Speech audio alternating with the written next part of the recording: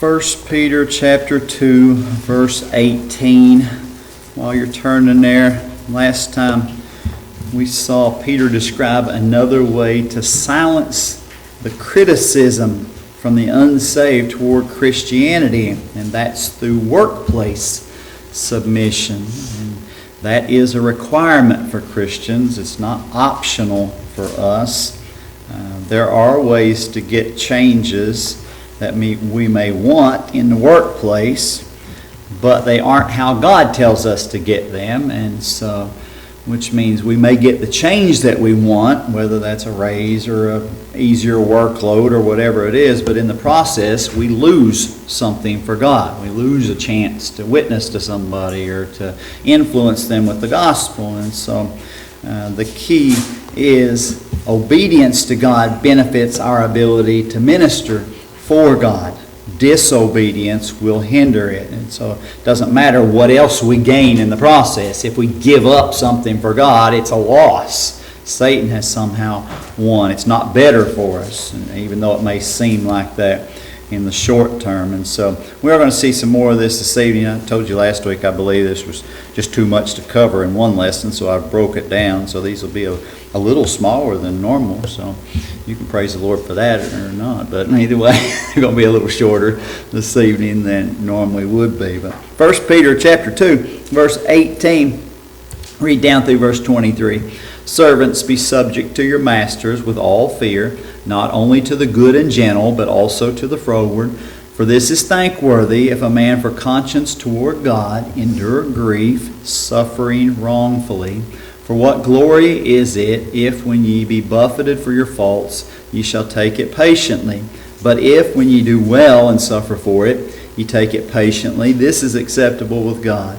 For even hereunto were ye called, because Christ also suffered for us, leaving us an example that ye should follow his steps, who did no sin, neither was guile found in his mouth, who, when he was reviled, reviled not again. When he suffered, he threatened not, but committed himself to him that judgeth righteously. Now, I don't think it's any secret to us that there's struggle in the world continually. We know behind all of the struggle in the world is a spiritual battle between God's forces and Satan's forces, and that war goes on. We don't see that in the spiritual realm, but we know it's underlying all of those things. We also know that we didn't start any of that. Who started all the struggles, all the conflicts, all the wars in the world, all of that? Who started all of that? Nope. Back up a little further. Satan and the rebellion in heaven. And then it spread to Adam and Eve. It started with Satan and his demons. That's where the rebellion and the fighting and the struggle started from. And then, of course, he was able to corrupt Adam and Eve, and then it continues to spread even today. We also know that even though we're drug into that battle, that spiritual warfare, that we have to pick a side, whose side we're going to be on, and even though we know we're in that battle, we're not the aggressors in that battle. We don't have a hatred toward the world, even though that's what the world would have toward us at times. In John 15, Jesus gives a wonderful picture of that. In John 15, read just a few verses over there. John 15:9 to begin with. And you see all throughout these beginning verses here, Jesus is talking about love to his disciples. In John 15:9 and 10, he says, as the Father hath loved me, so have I loved you. Continue ye in my love. If ye keep my commandments, ye shall abide in my love, even as I have kept my Father's commandments and abide in his love. You skip down to verse 12 through 13, it says, this is my commandment, that ye love one another as I have loved you. Greater love hath no man than this, that a man lay down his life for his friends.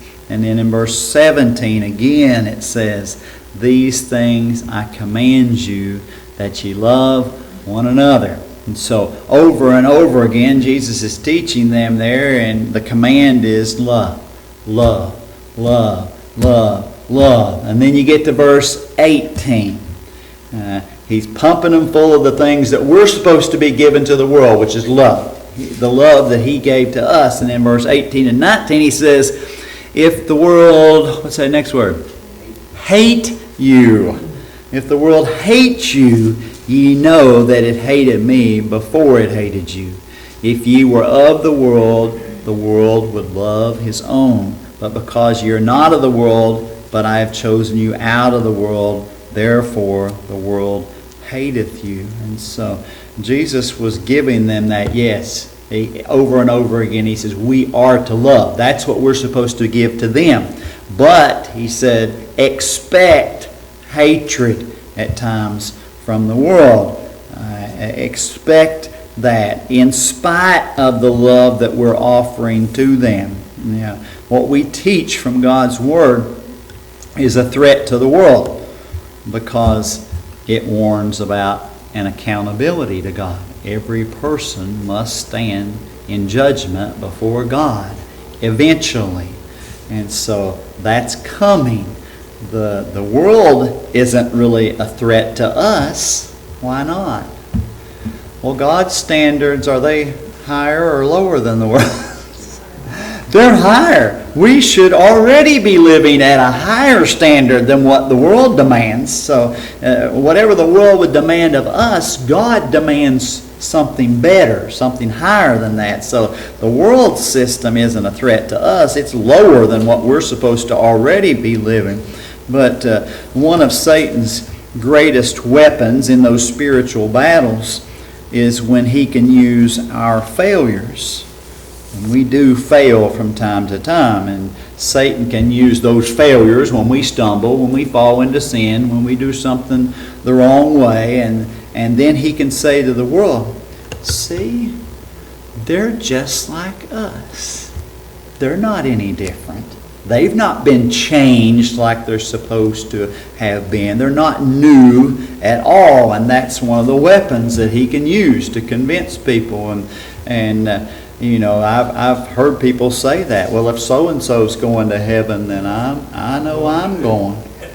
And that's what they're doing. They're measuring against somebody else's failures and not against God's standard for salvation. A very effective weapon of Satan's in the spiritual battle is fakes. Those who pretend to be saved, and they actually claim the name of Christ, but in their heart of hearts, they're still loving the world and live like the world for the most part too. And so we know the world loves to get a hold of some type of scandal in the church. Some kind of preacher who's fallen into sexual sin or money sin or corruption or something like that. And when that happens, you can guarantee that'll be headline news. That'll be front page. I saw one today just deliver in the mail, and it was somebody in Grayson, I think. It was what was it? Juvenile sexual sin with a youth leader. And that was right there on the front page of the paper, and promoting that. And the world won't really print anything about those people if they're doing God's things. But they get one little glimpse of somebody who's fallen into sin and done something, and it's not excusing it. Of course, those things shouldn't happen. But when they get the hold of those things, then they really promote it. Then they really spread it and want the whole world to know about it then. And it's just something that they can try to use to discredit our faith. And so this is the foundation that Peter's been writing about. And back in 1 Peter 1, I'll just show you a few verses as we go through. Some of these we haven't even got to yet, but just to show you that this thread runs all through Peter's letter, that the foundation of his letter is that we're to prove that our faith is real by how we live.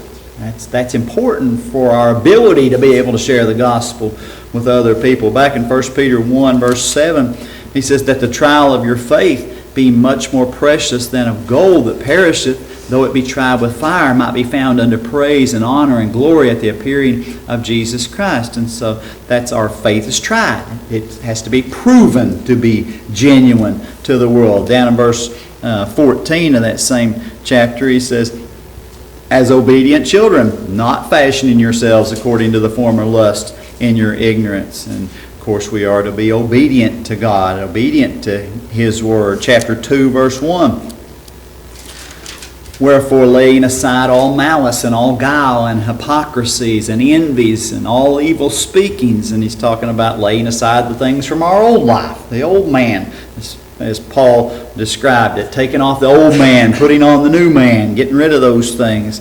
1 Peter 2, verse 9, he says, but ye are a chosen generation, a royal priesthood, an holy nation, a peculiar people, that ye should shew forth the praises of Him who hath called you out of darkness into His marvelous light. And so we're supposed to be living a different kind of life. We should be peculiar, different from the world, but in a good way. The light in the darkness is what he's describing. Verse 12 there, same chapter, he says, having your conversation or your lifestyle, manner of living honest among the Gentiles, that whereas they speak against you as evildoers, they may by your good works, which they shall behold, glorify God in the day of visitation. And of course, talking about an honest life, one filled with good works. In chapter 3, in verse 2, Lord willing, we'll get to these shortly, but he says, while they behold, your chaste conversation coupled with fear. And so a chaste lifestyle, one that's clean, one that's innocent, one that's pure. Verse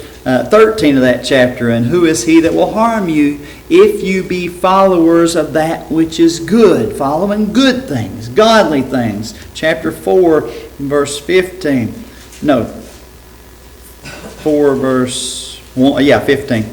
Chapter 4:15, but let none of you suffer as a murderer or as a thief or as an evildoer or as a busybody in other men's matters. And what he's stressing there, not only should we not violate man's laws, of course man's laws would include theft and murder and those type of things, but also God's laws, busybody and stirring up things and those type of things. In chapter 5 and verse 8, one more, he says, be sober, be vigilant, because your adversary, the devil, as a roaring lion, walketh about seeking whom he may devour. And so we're supposed to be sober and watchful, not just for opportunities to witness for God, but to be looking out for the snares, the traps that Satan's setting for us to try to get us to stumble, to get us to fall. And so proving that the gospel is real and being a good witness for God is more important than getting what we think we deserve in this world. That's more important, to have that proved to the world. Back in 1 Peter 2, verse 19, it says, for this is thankworthy, if a man for conscience toward God endure grief, suffering wrongfully. God is grateful. It's thankworthy when we endure those things wrongfully. When we endure them wrongfully. Now, one example in the workplace, we see this from time to time, is when a company goes on strike. And then the union tries to force the company to make changes, and sometimes that's pay increases or different working conditions or whatever that is. And they do that by crippling the production. They shut down the workforce. They can't make or do whatever that they normally would be paid to do. And so, first of all, that's not a willing act of submission on the part of a Christian. And that's hard, because we're going to be put in an awkward position if you're working for a company that has a union and your union goes on strike and you say, well, I'm supposed to, by the Bible, submit to my employer. And God's going to work out those other details. And, if a Christian crosses the picket line to keep working, to willingly submit to the authority of their employer, what will happen? Bad things will happen. Almost always. I've never known that not to be true. It will. Some will suffer in some way, and some, they'll be treated as a traitor to their co-workers, and even though you're trying to be loyal to the company and doing it God's way. And I know some I remember the phrase years ago, I don't know if they still call them scabs or not, the ones that cross the picket line. And so, yeah, they'd be labeled scabs, and some would suffer physical violence. They'd be beaten up and harmed in a physical way. Some would have their property destroyed, whether that's their vehicles. Some would even take that to their homes and do that. And so they would suffer for those things. But this verse says, if a man for conscience toward God. So the focus isn't on man. The focus is on God. We know God's there. God hasn't left us during those times there. It's only acceptable, or it's only thankworthy if we respond to those type of situations God's way. And so, but you see these people that Peter are writing to here, they're in a different situation than we are today, at least in our country, because these people, if they are servants or slaves, by that, even though they're Christian slaves, they don't have any recourse. They don't have any labor unions at that time as a Christian slave. They couldn't sue their owner in civil court for any kind of mistreatment or any kind of mispayment or those kind of things, because slaves didn't have those rights. They didn't have agencies to complain to like we do. If you've got a complaint against a company or something today, you can call the Better Business Bureau, or you can get a hold of OSHA or any number of people to try to get that resolved there. They had none of that. And so as a Christian slave, when Peter's writing to them here, their masters could work them as much as they wanted, day or night. Day or night. They could beat them. That was perfectly legal. They're treated as what? Not people. What were slaves treated as? Property. Like another piece of farm equipment. And so they could beat them just like they would a mule or an ox or something like that. They could mistreat them. They could underfeed them. They could do any number of cruel things to them. And there was nothing that that person could do about it except take it. Endure it. Right? And that's exactly what God's telling him to do through the Apostle Peter. He's telling him to endure that. But he's telling him to do that without malice, without bitterness, without resentment, without a grudge, without some kind of depletion of service, where you don't work as hard as you should, or those type of things, and become less productive. And so they were to keep serving with the same vigor and enthusiasm after they were mistreated, as if that had never happened. They were supposed to do that for those cruel and unreasonable bosses, the same as if they had a wonderful master. Now that's hard to do, isn't it? It is. If you've ever had one of those unreasonable bosses, or somebody who accuses you falsely of something, or expects something unreasonable of you, those type of things, it's hard to have this kind of attitude. And Peter's not saying that that's easy to do. He's just saying it's better for God's kingdom to do it that way. It's better for us as our witness to do it that way. And so people need to see that our faith is strong, even in our place of work, that we're courageous because we know God's still in control. God knows all those little things. God knows if you're mistreated or not. And, when we murmur and complain, we're not showing the world that we're trusting God, are we? No.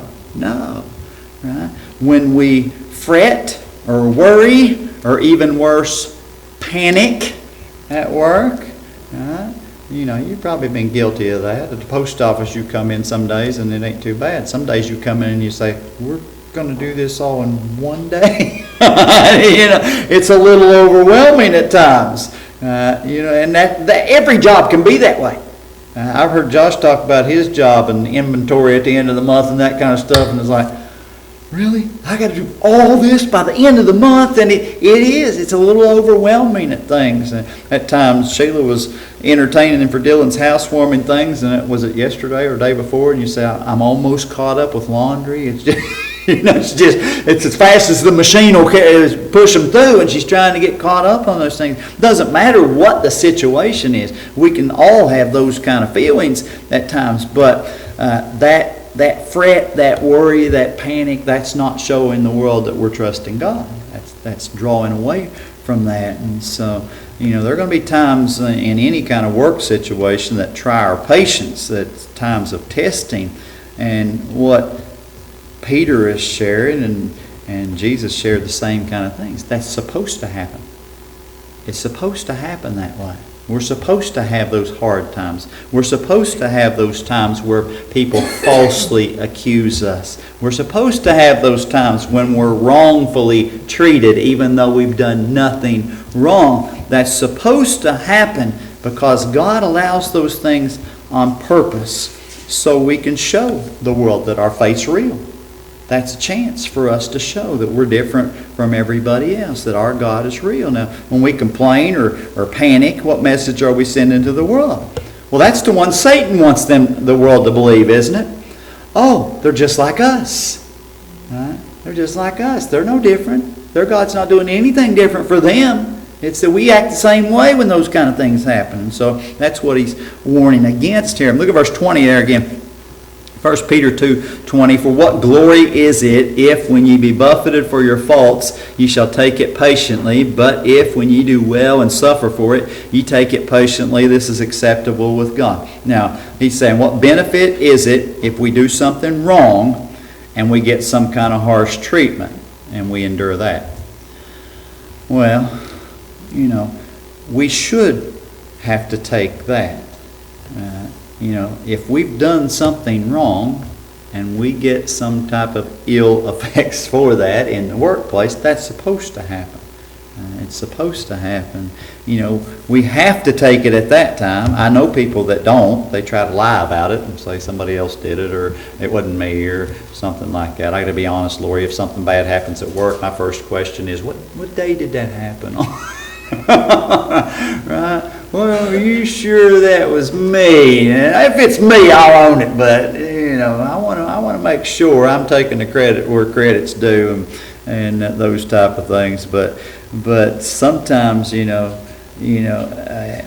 earned that. If we've done something wrong, and it's the boss or the supervisor or whoever you have, it's their job to make sure things are done right at work. That's their whole job, is to oversee those kind of things. And so when things aren't done right, then they have to deal with those kind of things. Now, granted, there are people that deal with those problems better than other people. They do. But they still have to deal with them. And so, when we just accept that kind of recourse for something that we've done wrong, and, that's kind of like a child saying, well, I let my dad whip me when I disobeyed him. Well, what choice did you have? It wasn't like you could avoid that. If you did something wrong, my dad whipped you. I mean, that's just how it works. And you expected that. It's not anything fantastic to endure that, because that's what you were deserving there. But when we're falsely accused, or when we're punished for something that we didn't do, or mistreated for no reason at all, maybe your boss was just in a bad mood and was taking it out on you, or whatever the case may be, when we endure those times well, that's when God's well pleased. That's when God's well pleased. But our temptation is when somebody accuses us falsely to what? That wasn't me. I didn't do that. I didn't even work that day. You know how that goes.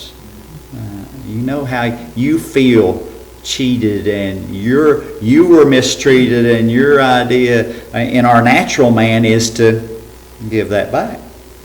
To give that back. And so that's not what God's wanting from us. And when we accept that, even when we're falsely accused, that's odd to the world. To endure something when you were mistreated or falsely accused or abused in some way, and to take that, endure that patiently. The world doesn't understand that. And they may not understand how we could act that way under those situations, or even why we would. But one thing they will know, it's different from everybody else. And that's what we want. We want them to say, why? is that different from everybody else? Because then that gives us a chance to witness and tell them about God. In 1 Peter 3 and verse 14, look ahead there, he says, 1 Peter 3 verse 14, but and if ye suffer for righteousness' sake, what's that next word? Happy. Happy are ye, and be not afraid of their terror, neither be troubled. We can be happy even when we're suffering for righteousness' sake. One chapter ahead, 1 Peter 4:14 says, if ye be reproached for the name of Christ. What's that next word? Happy. Happy are ye, for the Spirit of glory and of God resteth upon you. On their part he is evil spoken of, but on your part he is glorified. And so we can be happy when we're reproached for the name of Christ, because God's glorified in that. Verse 16, chapter 4, he says, yet if any man suffer as a Christian, let him not be ashamed, but let him glorify God on this behalf. It's not something to be ashamed of, to have to deal with that kind of suffering, because when God's glorified in our lives, what does He do in return for us? He blesses us in some way. We get some kind of blessing through that. Look over Matthew chapter 5, verse 11 there on the Sermon on the Mount. Longest continuous teaching of Jesus, Matthew 5 through 7. Matthew 5, 11 and 12, Jesus said this exact same thing, just a little different wording. Matthew 5, 11 and 12. Blessed are ye. What's that word blessed mean? Happy. Yeah. Blessed or happy are ye when men shall revile you and persecute you, and shall say all manner of evil against you falsely for my sake. Rejoice and be exceeding glad, for great is your reward in heaven, for so persecuted they the prophets which were before you.